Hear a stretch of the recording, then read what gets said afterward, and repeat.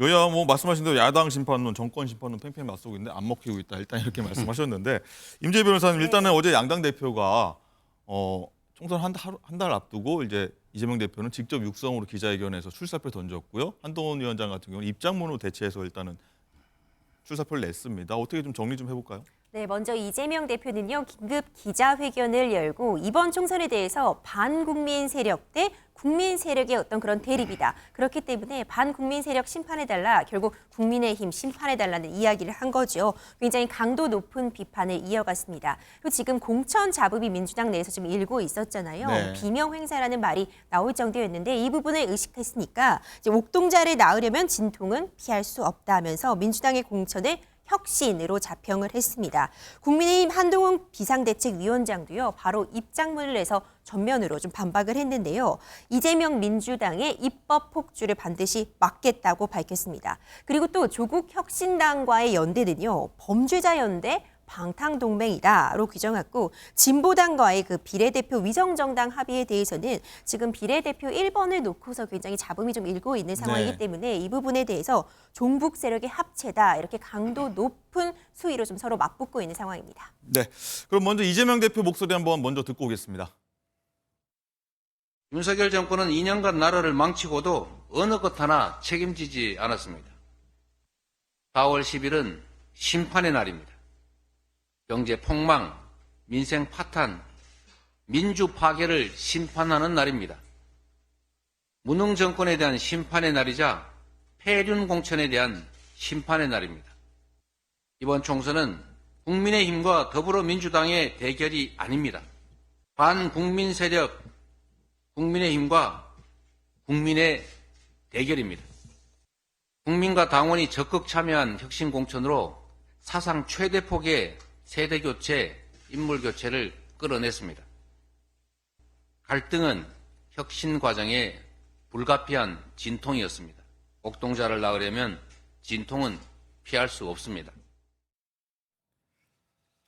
네, 쭉 얘기 들으셨는데 박지영 부원장님 일단은 이재명 대표 굉장히 좀 세게 얘기했습니다.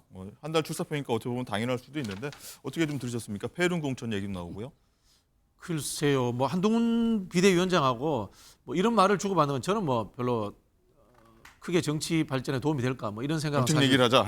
있습니다. 그런 이야기인데 예를 들자면 한동훈 비대위원장이 이런 이야기했습니다. 야당의 입법 독주를 저지하자 이렇게 이야기했는데 그러면 민주당 입장에서는 대통령의 거부권 독주는 무엇이냐, 시행령 독주는 무엇이냐, 이거 법치를 위반하는 거 아니냐 이런 이야기 할 수 있고요.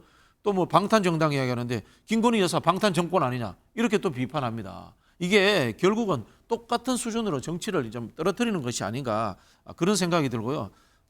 예전에 제가 아까 뉴타운 이야기를 다시 했는데요. 한동훈 비대위원장이 초반에 당을 장악하는 건 잘한 것 같아요. 그런데 한계점을 노출하는 게 계속해서 여당이 국정을 책임지지 않고 야당을 공격하는 것으로 가지고 선거를 치르겠다. 과연 이게 통할까요? 저는 지금 지지율이 말해준다고 봅니다. 한계점에 이런 거예요. 여당은 결국은 뭐냐면요. 국정을 책임지는 것, 그다음에 대표적으로 이 국민의힘 계열 정당들은 대규모 개발 공약이라든가 부동산 정책 이런 걸로 표를 얻었어요. 앞서서 말씀드린 것처럼 이명박 정권 때 뉴타운 문제라든가 이런 것들로 전환해야 되는데 과연 한동훈 비대위원장이 그런 정책 이해도 실력이 있는지에 대해서는 의문입니다. 네. 덧붙여 질문 드리자면 오늘도 그런 비판들도 나오더라고요. 양당이 아직 총선 10대 공약도 제대로 발표 못하고 있다. 양당 비판하고 있는데 여기에 대해서도 한 말씀 하시자면요. 뭐 동의합니다. 예를 들자면 민주당도 야당은 기본적으로 싸우는 겁니다. 뭐 어쩔 수 없는 건데 거기에 플러스 알파해서 우리 무상급식 시리즈라든가 뭐 반값 등록금 이런 야당 시절에도 정책 개발을 했습니다. 그런 부분들에 대해서 좀 들고 나와야 되고요. 사실은 이제 제가 이제 중도층 분석을 해보면요, 중도층들은 거시경제 지표, 주식, 부동산 이런 데 굉장히 관심이 많습니다. 이런 부분들에 대해서 빨리 좀 양당이 좀 초점을 옮겨갔으면 좋겠다 그런 생각이 드네요. 네. 자, 그럼 한동훈 위원장은 어떤 이재명 대표의 어떤 폐륜 공천 이게 가장 떠오르는 말인데 여기 주장에 대해서 어떤 말 했는지 오늘 출근길 목소리 한번 듣고 오겠습니다.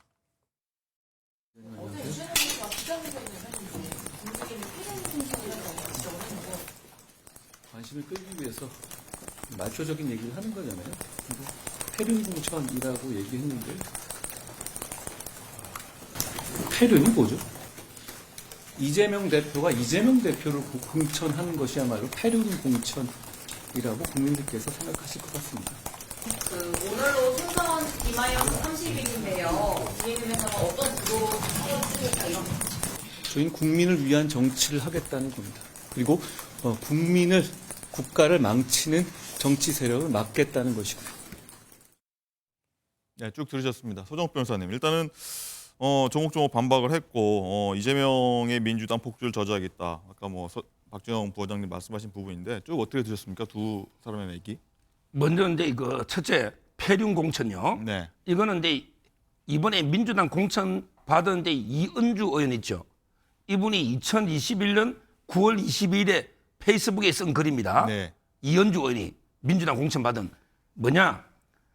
뻔뻔한 여성 편력과 부모 형제도 없는 폐륜적 형태로 연산군이 유명한데 이재명 후보가 연산군과 가깝지 않나? 이 말은 이재명 후보가 연산군이라는 거예요. 근데 그 이유가 뻔뻔한 여성 편력, 부모 형제도 없는 폐륜적 형태. 그럼 이게 이재명 대표가 가장 폐륜 공천 아닙니까? 형수 욕설보다 더 폐륜이 어디 있습니까? 이걸 첫째 지적하고요.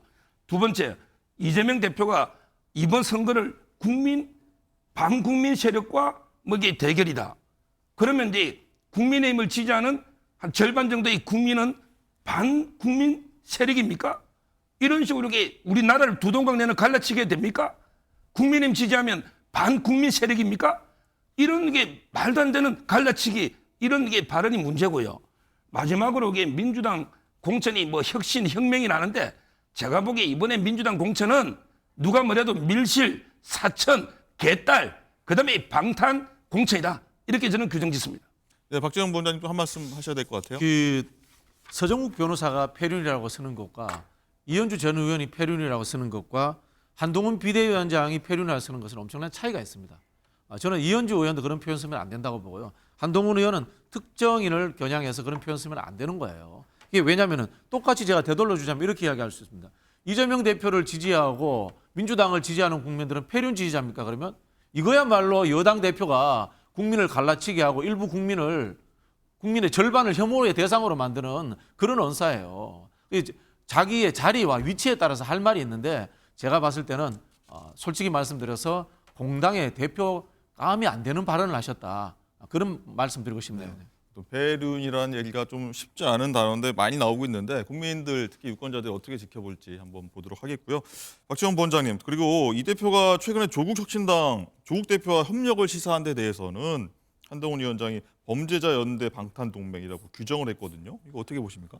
아니 두 사람 다 검찰 독재 정권에 의해서 피해를 입었고 우리가 앞에서도 말씀드린 것처럼 김건희 여사 관련되는 것은 수사도 제대로 이루어지지 않는 상황에서 두 분이 다 피해자라고 생각할 거 아닙니까? 그런 부분에서 이제 감정적인 동질감은 있었을 것이다.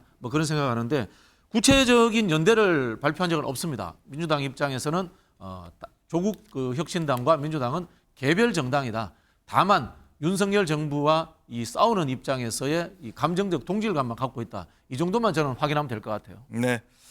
그리고 어제 이재명 대표가 기자회견에서 흥미로운 대목을 하나 얘기를 했습니다. 8월 전당대회 관련해서 중요한 대목을 하나 언급을 했는데 저희가 한번 얘기를 한번 듣고 오겠습니다. 대표님께서는 국민과 당원의 뜻을 중시한다고 하셨습니다. 네. 그렇다면 오는 8월에 전당대회에서 다시 국민과 당원이 대표님을 부르게 된다면 어떻게 하실지 궁금합니다. 제가 전에도 말씀드렸는데요. 이거 당대표, 이거 정말 3D 중에서도 3D입니다.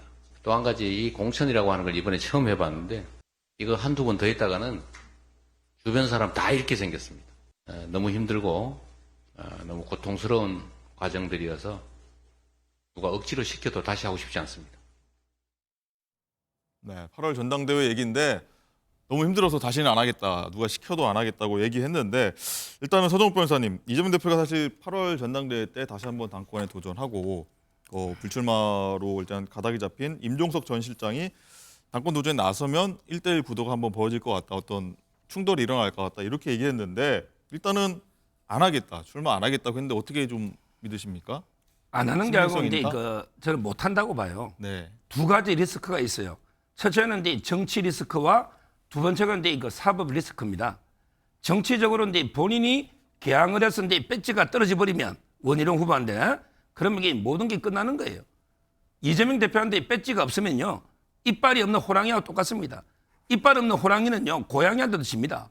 따라서 저는 본인이 떨어지거나 아니면 이제 그 본인이 민주당이 참패하거나 그때 노웅래 의원도 그랬잖아요. 민주당이 참패하면 지도부가 반드시 책임을 지라 이랬지 않습니까? 이게 두 가지 정치 리스크가 있고요. 그다음에 사법 리스크는 뭐냐? 아마 이제 총선 끝나면 공직선거법이 1심이 선고될 거예요. 그리고 이제 위정교사도 1심이 선고될 겁니다. 그다음에 수원지검의 쌍방울 대북송금이나 쪼개기 후원금, 그다음에 법카 의혹 이게 추가 아마 영장이 청구될 걸로 예상이 됩니다. 따라서 이제 총선 이후에 사법 리스크로 뭐 상당히 위험하고 그다음에 정치 리스크가 있기 때문에 8월달에 전당대회 또 나간다? 이거는 이제 상상할 수가 없는 거죠. 당선되고 민주당이 승리한다는 전제로 얘기하면 어떨까요? 그래도 이게 사법 리스크는 그대로 남죠. 선고가 네. 위정교사, 그다음에 공직선거법, 선고가 줄줄이 있고 지금 대기 중인 수사, 또 옆에 옆집에 2,402호 그 수사도 이제 택배사까지 압수수색 들어갔잖아요. 여러 가지 게 사법 리스크가 있는 거예요. 박지원 본부장님 그래도 쭉 말씀 들으셨는데 출마 안 하라고 보십니까? 당권 도전 다시? 그래서 뭐 알 수 없죠. 네, 알 수 없는 건데. 억지로 나와라 그러면 또 나올 수도 있는 건데 알 수 없는데 그놈의 사법 리스크는 언제 터집니까? 제가 지금 3년 전부터 사법 리스크 터진다 그래도 안 터졌어요. 예. 이 사법 리스크 이야기는 사실은 민주당이 여당이 된 시절 2018년부터 나온 이야기인데 지금 벌써 몇 년 됐어요. 6년, 7년이 됐는데도 아직 안 터지고 있는 사법 리스크는 어디가 있는지 정말 궁금하다는 생각이 들고 예. 아니 저기 아까 이 개항을 여론조사를 보고도 그런 이야기를 하세요. 너무 희망사항 이야기하지 마시고 그런 생각이 들고요. 네. 저는 정치는 알 수 없다. 네. 당원들이 또 억지로 시키면 또 정치는 또 억지로 하기도 하는 겁니다. 네. 네, 알겠습니다. 그리고 제가 임종석 전 실장 방금 당권 도전 얘기 뭐 이런 전망 한번 여쭤보긴 했었는데 임종석 전 실장이 어쨌든 불출마 컷오프 되면서 고민정 민주당 최고위원이 최고위원직을 내놓지 않았었습니까? 근데 조금 전에 장관 기자 복귀를 했다고 해요. 결국 설득에 좀 만류를 해갖고 넘어왔다 다시 이렇게 그렇습니다. 얘기가 들려요. 네, 고민정 의원 최고위에 복귀를 했는데요. 네. 공천에 반발해서 사퇴한 지 13일 만입니다. 고민정 최고위원은 친명과 비명 간 갈등 속에 지도부의 대처 방안을 문제를 삼다가 지난달 27일 지도부 안에서 자신이 더 이상 할 수 있는 역할이 없다면서 최고위를 사퇴한 바 있습니다. 어제 이재명 대표가 고의원에게 직접 전화를 해서 최고위 복귀를 설득을 했고 또 홍익표 원내대표도 고의원을 따로 만나서 지금 상황에서는 좀 작은 의견 차이는 뒤로 하자 이렇게 설득한 것으로 알려지고 있습니다. 한편 한동훈 위원장은 고민정 의원이 최고위에서 사퇴를 했을 때 그게 무슨 의미가 있죠? 라고 물은 바 있습니다. 자, 그러면 고민정 의원이 최고위에서 사퇴를 했다가 다시 복귀한 이유 뭐라고 말했을까요? 들어보시죠. 지금은 윤석열 정권의 폭주를 막는 일보다 우선시 될 수 있는 것은 아무것도 없습니다. 민주당은 물론 뜻을 함께하는 이들이라면 같은 목표를 향해 손을 잡고 연대해야 하는 이유가 여기에 있습니다. 제가 다시 최고위원으로 복귀하는 이유 역시 마찬가지입니다. 저 또한 민주당, 더 나아가선 윤석열 정권의 폭주에 저항하는 모든 국민의 승리를 위해서 할 수 있는 모든 최선을 다할 것입니다. 우리 모두 승리의 바다에서 만납시다. 네, 복귀한 고민정 최고위원 얘기 한번 들으셨고요. 이제 총선이 공천이 좀 마무리되면서 선거대책위원회 선대위 체제로 넘어갈 텐데 양 당이 누가 어떤 임무를 수장으로 내밀 것인가 여기에 관심이 쏠리고 있는데 서정욱 변호사님 일단 국민의힘에선 외부 인사가 아니라 한동훈 위원장 원톱 체제로 안쪽에서 일단은 뭐 발탁을 하려는 모양이에요. 어떻게 보십니까? 지금 이제 그 한동훈 위원장은 이제 이재명 대표하고 다른 게 불출마를 하잖아요. 이재명 대표는 이제 본인 선거에 메이니까 예. 다른 이제 그 공동 선대위원장이 많이 필요하겠죠.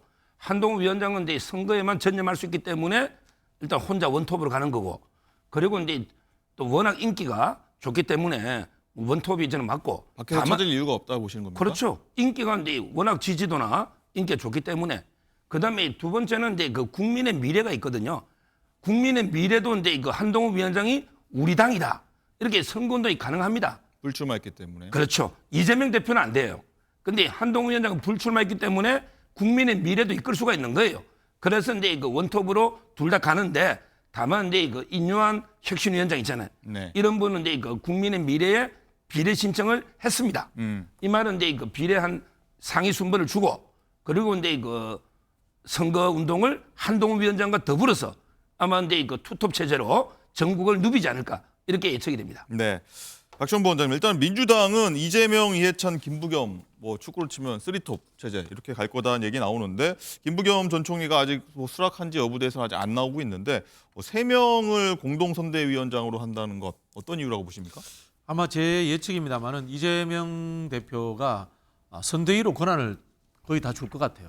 당 대표 권한을. 네. 실제로 이제 우리 총선을 치르더라도 선대위가 선거 관련 업무만 하고 당무 전반에 관해서는 관여를 안 하거든요. 그런데 당의 이제 전반적인 업무를 저는 선대위로 넘기지 않을까 뭐 그런 생각이 뭐 좀 지역구가 듭니다. 출마하니까 그런 것까지 그렇죠. 감안했을까요? 본인이 이제 지역구에 출마하니까 이제 그런 측면도 있는데요. 다만 이제 이런 지점들은 있습니다. 이 부분은 살짝 부러운 면이기도 한데 한동훈 비대위원장뿐만이 아니라 인요한 위원장 같은 분도 전국적인 지명도가 있어요. 네. 그래서 어디 뭐 지역을 다니면은 이 표를 모집하는 효과가 있는데 과연 민주당에도 그런 선대위를 구성할 수 있느냐라는 부분에 대해서는 고민을 해봐야 되는데 저는 뭐 좀 인기 있는 이 젊은 정치인들이라든가 스타들이 좀 나와야 되지 않는가. 뭐 일각에서는 뭐 이탄희 의원 이야기도 나오고 네. 합니다만은 그런 부분들도 좀 검토를 해봐야 될 것 같아요. 지금 뭐 이해찬 그 전 총리나 김부겸 총리가 당의 어른으로서의 수습하는 역할을 아주 잘할 수 있는데 야당은 그래도 매섭게 몰아치고 그다음에 또 이 젊은 사람이 막 돌격하는 이런 느낌을 네. 좀 줘야 되거든요. 네. 알겠습니다.